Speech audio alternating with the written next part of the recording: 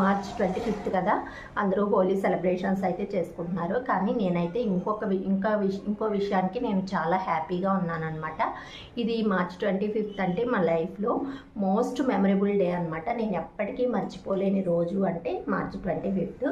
ఎందుకంటే నాకు first pregnancy confirm అయిన రోజు మార్చ్ 25th అనమాట.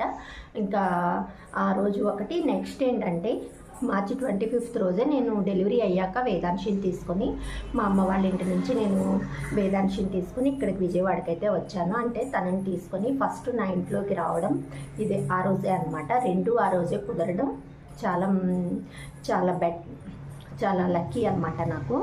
ఇంకా ఆ రెండు అయితే నేను అసలు ఎప్పటికీ మర్చిపోలేని రోజు. మీకు అందరికీ తెలిసిందే, మాకు వేదాంశి లేక పుట్టిందని చెప్పేసి. అదే నా లైఫ్లో చాలా మోస్ట్ ఇంపార్టెంట్ డే అనమాట. ఇలాంటి మరిన్ని వీడియోస్ కోసం ప్లీజ్